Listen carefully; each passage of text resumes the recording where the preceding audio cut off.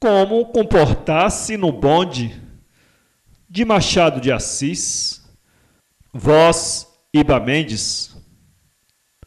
Ocorreu-me compor umas certas regras para uso dos que frequentam bondes.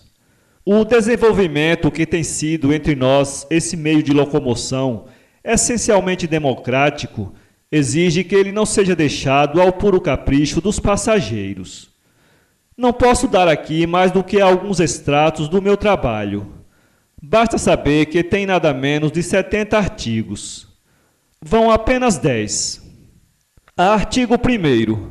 Dos encatarroados. Os encatarroados podem entrar nos bondes com a condição de não tossirem mais de 3 vezes dentro de 1 hora e, no caso de pigarro, 4.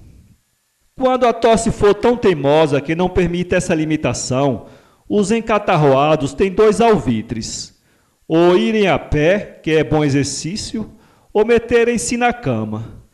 Também pode ir tossir para o diabo que os carregue. Os encatarroados que estiverem nas extremidades do banco devem escarrar para o lado da rua, em vez de o fazerem no próprio bonde, salvo caso de aposta, preceito religioso ou maçônico, vocação, etc, etc. Artigo 2º. Da posição das pernas.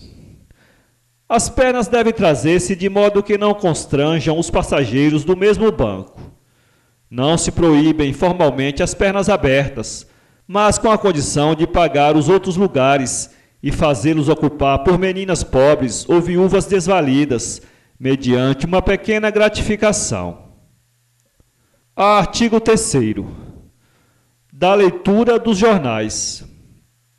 Cada vez que um passageiro abrir a folha que estiver lendo, terá o cuidado de não roçar as ventas dos vizinhos, nem levar-lhe os chapéus.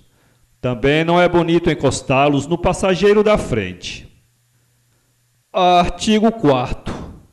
Dos quebra-queixos. É permitido o uso dos quebra-queixos em 2 circunstâncias. A primeira, quando não for ninguém no bonde, e a segunda, ao descer. Artigo 5º. Dos amoladores. Toda pessoa que sentir necessidade de contar os seus negócios íntimos, sem interesse para ninguém, deve primeiro indagar do passageiro escolhido para uma tal confidência, se ele é assaz cristão e resignado. No caso afirmativo, perguntar-se-lhe-á se prefere a narração ou uma descarga de pontapés. Sendo provável que ele prefira os pontapés, a pessoa deve imediatamente pespegá-los. No caso, aliás, extraordinário e quase absurdo, de que o passageiro prefira a narração, o proponente deve fazê-lo minuciosamente, carregando muito nas circunstâncias mais triviais, repelindo os ditos, pisando e repisando as coisas, de modo que o paciente jure aos seus deuses não cair em outra. Artigo 6º. Dos perdigotos. Reserva-se o banco da frente para a emissão dos perdigotos, salvo nas ocasiões em que a chuva obriga a mudar a posição do banco.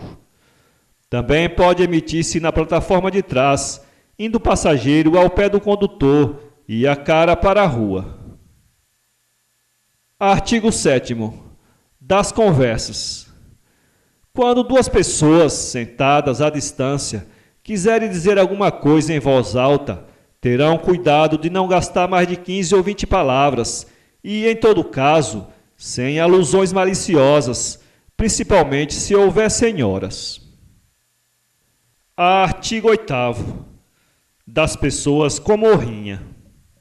As pessoas com morrinha podem participar dos bondes indiretamente, ficando na calçada e vendo-os passar de um lado para o outro. Será melhor que morem em rua por onde eles passem, porque então pode vê-los mesmo da janela. Artigo 9º. Da passagem às senhoras. Quando alguma senhora entrar, o passageiro da ponta deve levantar-se e dar passagem, não só porque é incômodo para ela ficar sentado, apertando as pernas, como porque é uma grande malcriação. Artigo 10º. Do pagamento.